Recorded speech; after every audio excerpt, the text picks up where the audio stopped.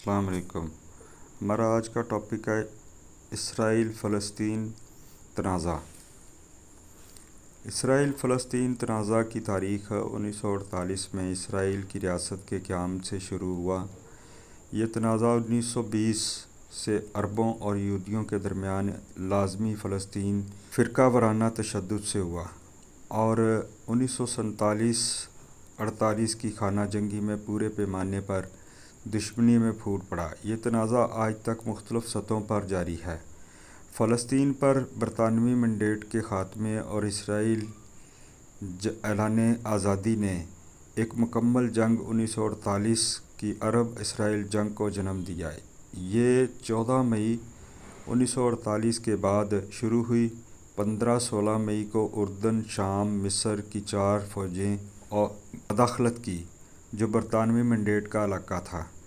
15 مئی 1948 کو league of Arab status کے secretary general سے اقوام متحدہ کے سیکرٹری جنرل کے کیبل گرام کے تعارف میں عرب لیگ نے اپنی مداخلت کی وجوہات بیان کیں۔ مداخلت کی موقع پر فلسطین میں عرب ریاستیں امن و امان کی بحالی اور فلسطین میں پھیلنے والے فسادات کو اپنے علاقوں میں پھیلنے سے روکنے اور مزید خون ریزی کو روکنے کے لیے اب جب کہ فلسطین پر مینڈیٹ ختم ہو چکا ہے، ملک میں امن و امان کے انتظام اور جان و مال کے ضروری اور مناسب تحفظ کے لیے قانونی طور پر کوئی اختیار نہیں چھوڑا گیا۔ عرب ریاستیں مندرجہ ذیل اعلان کرتی ہیں: فلسطین میں حکومت قائم کرنے کا حق خود ارادیت کے اصولوں کے تحت اس کے باشندوں سے متعلق ہے، جسے لیگ آف نیشنز کے عہد اور اقوام متحدہ کے چارٹر نے تسلیم کیا ہے، جبکہ عرب کمانڈروں نے دیہاتیوں کو الگ تھلگ علاقوں میں فوجی مقاصد کے لیے خالی کرنے کا حکم دیا۔ اس بات کا کوئی ثبوت نہیں ہے کہ عرب قیادت نے انخلاء کے لیے بلینکٹ کال کی اور در حقیقت زیادہ تر فلسطینیوں پر زور دیا کہ وہ اپنے گھروں میں رہیں۔ عرب آبادی کے بڑے مراکز جیسے جفا اور حیفا پر بے گناہ کے حملوں کے ساتھ ساتھ آرگن اور لہی جیسے گروہوں جیسے دیر یاسین اور لدا میں کیے گئے بے دخلی نے عرب عوام کے بڑے حصے کو ہجرت کا باعث بنایا۔ فلسطینی اشرافیہ کی طرف سے پہلے کی پرواز اور یہودی مظالم کے نفسیاتی اثرات جیسے عوامل نے بھی فلسطینیوں کو پرواز میں اہم کردار ادا کیا۔ جنگ کے نتیجے میں اسرائیل کی فتح ہوئی۔ اسرائیل نے تقسیم کی سرحدوں سے آگے کے علاقے کو مجوزہ فلسطینی عرب ریاست کے لیے سرحدوں میں شامل کر لیا۔ اردن، شام، لبنان اور مصر نے اسرائیل کے ساتھ 1949 کے جنگ بندی کے معاہدے پر دستخط کیے۔ بقیہ علاقے غزہ کی پٹی اور مغربی کنارے بالترتیب مصر اور اردن کے قبضے میں تھے۔ اردن نے مشرقی یروشلم کو بھی ضم کر لیا، جبکہ اسرائیل نے مغربی یروشلم کا انتظام کیا۔ 1950 میں مغربی کنارے کو یک طرفہ طور پر اردن میں شامل کر دیا گیا۔ 7 لاکھ اور 7,50,000 کے درمیان فلسطینی عرب فرار ہوئے یا اس علاقے سے بے دخل کر دیے گئے جو اسرائیل بن گیا اور جسے آج فلسطینی پناہ گزینوں کے نام سے جانا جاتا ہے۔ فلسطینی پناہ گزینوں کو اسرائیل واپس جانے کی اجازت نہیں دی گئی اور ٹرانس جارڈن کے علاوہ بیشتر پڑوسی عرب ریاستوں نے انہیں یا ان کی اولادوں کو شہریت دینے سے انکار کر دیا۔ 1949 میں اسرائیل نے جنگ کے دوران الگ ہونے والے خاندانوں کے کچھ افراد کو واپس آنے، اسرائیلی بینکوں میں منجمد پناہ گزینوں کے کھاتوں کو جاری کرنے اور 1,00,000 مہاجرین کو واپس بھیجنے کی پیشکش کی۔ عرب ریاستوں نے اس سمجھوتے کو مسترد کر دیا، کم از کم اس وجہ سے کہ وہ کوئی ایسا اقدام کرنے کو تیار نہیں جس کا مطلب اسرائیل کو تسلیم کیا جائے۔ آج تک ان میں سے زیادہ تر اب بھی پناہ گزین کیمپوں میں رہتے ہیں، اور یہ سوال کہ ان کی صورتحال کو کیسے حل کیا جائے۔ اسرائیل فلسطینی تنازع کے اہم مسائل میں سے ایک ہے۔ 1948 کی جنگ کے بعد کچھ فلسطینی پناہ گزین جو اردن کے زیر کنٹرول علاقے مغربی کنارے کے کیمپوں میں مقیم تھے، غزہ کی پٹی مصر کے زیر کنٹرول علاقے میں اور شام نے اسرائیلی علاقے میں دراندازی کر کے واپس جانے کی کوشش کی، اور ان میں سے کچھ فلسطینی جو اسرائیل میں رہ گئے تھے اسرائیل کی طرف سے درانداز قرار دیا گیا اور ملک بدر کر دیے گئے۔ بین گوریون نے جون 1948 کے اسرائیلی کابینہ کے فیصلے میں پناہ گزینوں کو واپسی کو سختی سے مسترد کر دیا، جس میں 2 اگست 1949 کے اقوام متحدہ کو لکھے گئے خط میں 1 اگست 1948 کو موشے شاریٹ کے ایک بیان کے متن کا اعادہ کیا گیا، جہاں بنیادی رویہ اسرائیلی حکومت یہ تھی کہ ایک حل تلاش کیا جانا چاہیے، پناہ گزینوں کی اسرائیلی واپسی کے ذریعے نہیں بلکہ دوسری ریاستوں میں فلسطینی عرب پناہ گزینوں کے آباد کاری کے ذریعے۔ 1950 سے لے کر 1968 تک تقریباً پورے عرصے کے دوران تشدد جاری رہا۔ اسرائیل کے بڑے حملوں میں بیت جالا، کبیہ کا قتل عام، نہالین، انتقامی چھاپہ اور رامتیس اور فلامہ انتقامی چھاپے شامل ہیں۔ لاون معاملہ مصر میں یہودیوں میں گہرے عدم اعتماد کا باعث بنا، جن کی کمیونٹی سے آپریشن میں اہم ایجنٹوں کو بھرتی کیا گیا، اور اس کے نتیجے میں مصر نے اپنی یہودی برادری کے خلاف جوابی کارروائی کی۔ غزہ میں ایک مصری فوجی چوکی پر اسرائیل کے حملے کے بعد فروری 1955 میں 37 مصری فوجیوں کو ہلاک کر دیا گیا۔ فلسطینیوں کے فدائین حملوں کے برسوں بعد UNEF کی مصری بے دخلی، مصر کی جانب سے جزیرہ نما سینا میں فوج کی بڑھتی ہوئی تعداد اور دیگر پڑوسی عرب ممالک کی طرف سے کئی دوسرے دھمکی آمیز اشاروں کے بعد اسرائیل نے شروع کیا مصر کے خلاف پیشگی ہڑتال اور اس کے بعد ہونے والی کارروائیوں کو 6 روزہ جنگ کے نام سے جانا جاتا ہے۔ 6 روزہ جنگ کے اختتام پر اسرائیل نے دوسرے علاقوں کے علاوہ مصر سے غزہ کی پٹی اور اردن سے مغربی کنارے بشمول مشرقی یروشلم پر قبضہ کر لیا۔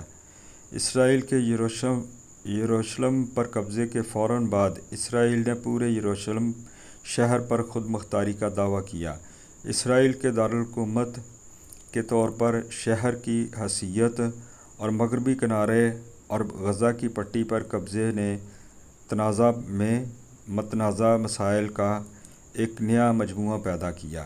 اس کا مطلب یہ تھا کہ اسرائیل نے فلسطین کے تمام سابق برطانوی مینڈیٹ کو کنٹرول کیا کہ بالفور اعلامیہ کے تحت اسے اپنی سرحدوں کے اندر یہودی ریاست کی اجازت دی جانی تھی۔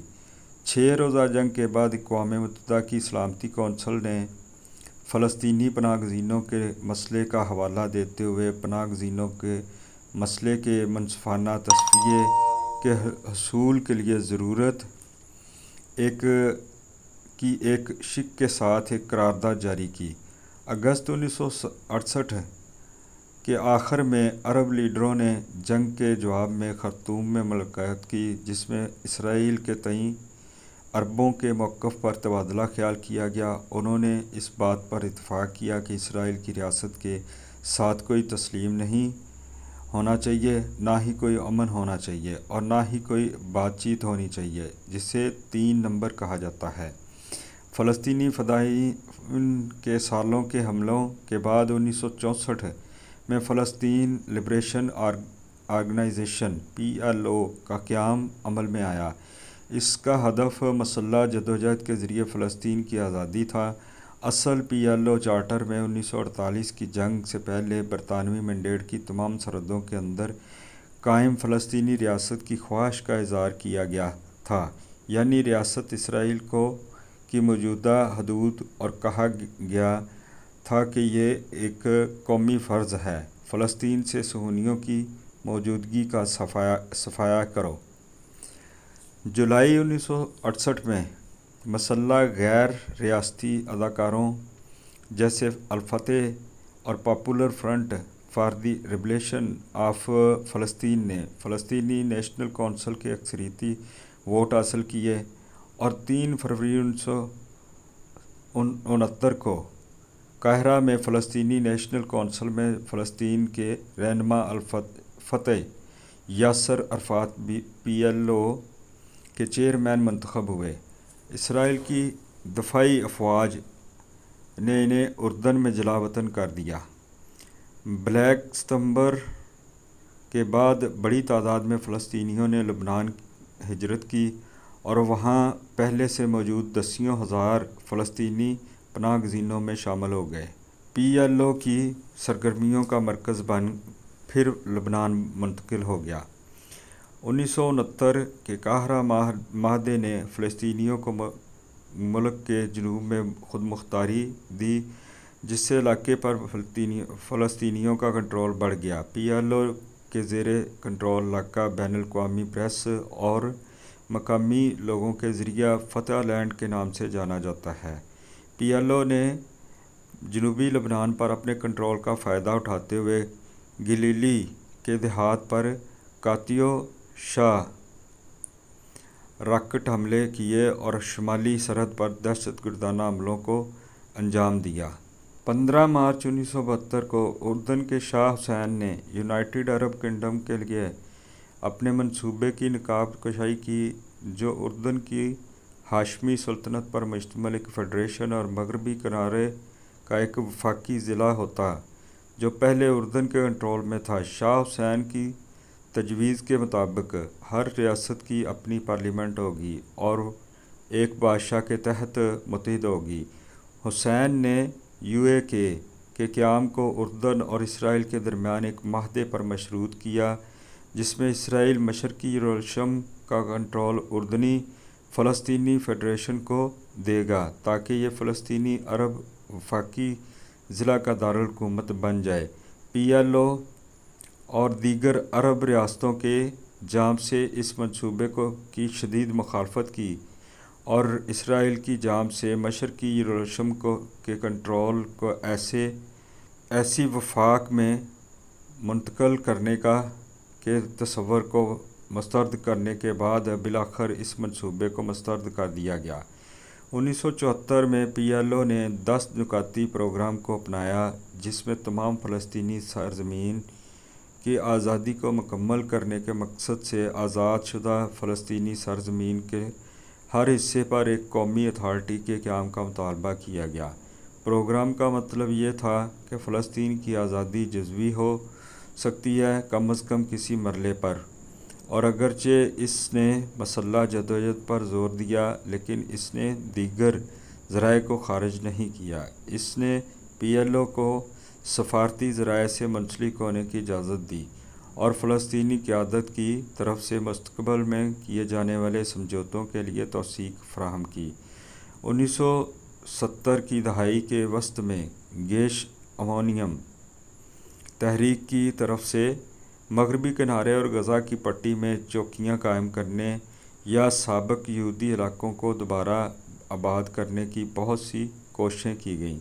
ابتدائی طور پر اسرائیلی حکومت نے ان بستیوں کو زبردستی توڑ دیا، تاہم ان دیگر مقبوضہ علاقوں کے مستقبل کا تعین کرنے کے لیے امن مذاکرات کی عدم موجودگی میں اسرائیل نے آباد کاری پر اصل پابندی کا نفاذ روک دیا، جس کی وجہ سے ان خطوں میں پہلی بستیوں کی بنیاد رکھی گئی۔ 1977 میں حکومت میں لیکود پارٹی کا عروج مغربی کنارے میں اسرائیلی بستیوں کی ایک بڑی تعداد کے قیام کا باعث بنی۔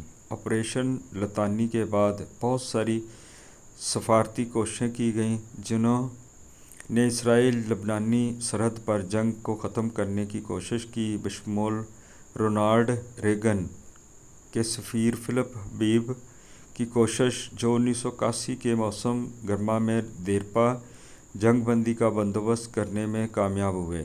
اسرائیل اور پی ایل او کے درمیان جنگ، جو تقریباً 1 سال تک جاری رہی۔ اسرائیل نے 6 جون 1982 کی لبنان جنگ میں لبنان پر حملہ کیا، جس کا مقصد شمالی اسرائیل کو دہشت گردانہ حملوں سے بچانا تھا۔ آئی ڈی ایف نے لبنان پر حملہ کیا اور بیروت پر بھی قبضہ کر لیا۔ محاصرہ ختم ہونے کے لیے امریکی اور یورپی حکومتوں نے ایک معاہدہ کیا، جس میں عرفات اور الفتح کے لیے ایک کثیر القومی قوت کے زیر نگرانی تیونس میں جلاوطنی کے لیے محفوظ راستے کی ضمانت دی گئی۔ جنگ کے دوران اسرائیلی اتحادی فلانکسٹ عیسائی عرب ملیشیا نے خونی سابرہ اور شتیلا قتل عام کیا، جس میں فلانکسٹ ملیشیا کے ہاتھوں میں 700 سے 3500 نہتے فلسطینی مارے گئے، جبکہ اسرائیلی فوجیوں نے کیمپوں کو ٹینکوں اور چوکیوں سے گھیر لیا۔ داخلی راستوں اور راستوں کی نگرانی کی۔ لبنانی جنگ میں اس کی شمولیت اور سابرہ اور شتیلا کے قتل عام کے لیے اس کی بالواسطہ ذمہ داری کے لیے اسرائیل کو اندر سے بھی شدید تنقید کا نشانہ بنایا گیا۔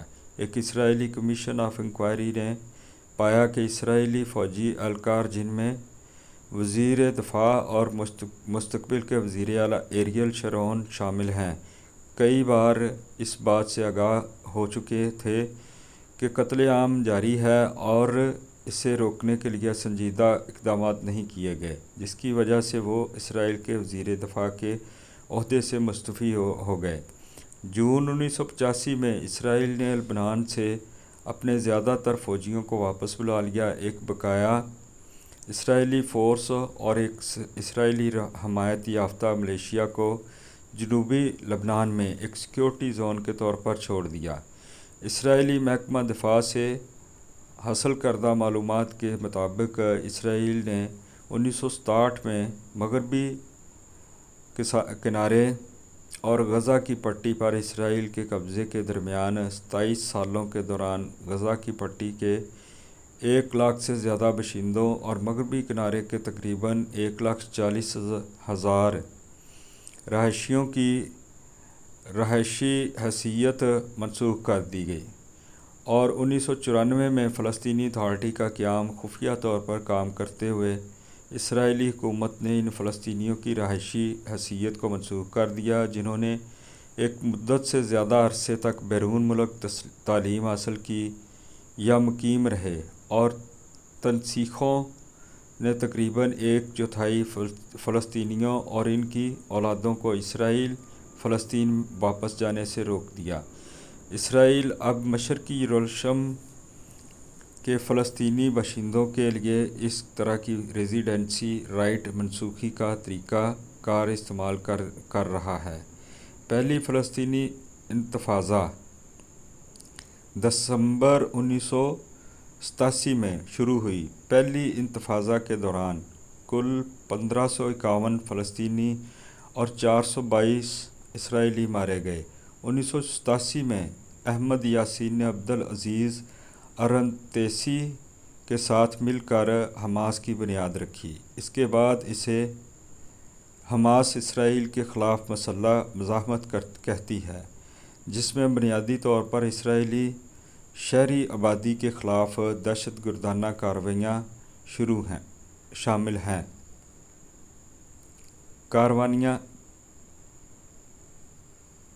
شامل ہیں۔ پہلی انتفاضہ کے 1 سال بعد 15 نومبر 1988 کو پی ایل او نے الجزائر سے فلسطینی ریاست کے قیام کا اعلان کیا۔ اعلان کردہ فلسطین کی ریاست حقیقت میں ایک آزاد ریاست نہیں ہے اور نہ ہی رہی ہے، کیونکہ اس کی تاریخ میں کبھی کسی علاقے پر خود مختاری نہیں رہی۔ اس اعلان کی عام طور پر تشریح کی جاتی ہے کہ اسرائیل کو اس کی 1968 سے پہلے کی حدود میں تسلیم کیا گیا ہے اور اس کے وجود کا حق ہے۔ اس علاقے کے بعد امریکہ اور بہت سے دوسرے ممالک نے PLO کو تسلیم کیا۔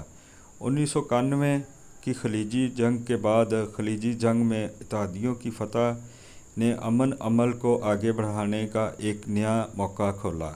امریکہ نے روس کے ساتھ تعاون میں ایک سفارتی اقدام شروع کیا جس کے نتیجے میں اکتوبر 1991 میں میڈرڈ امن کانفرنس ہوئی۔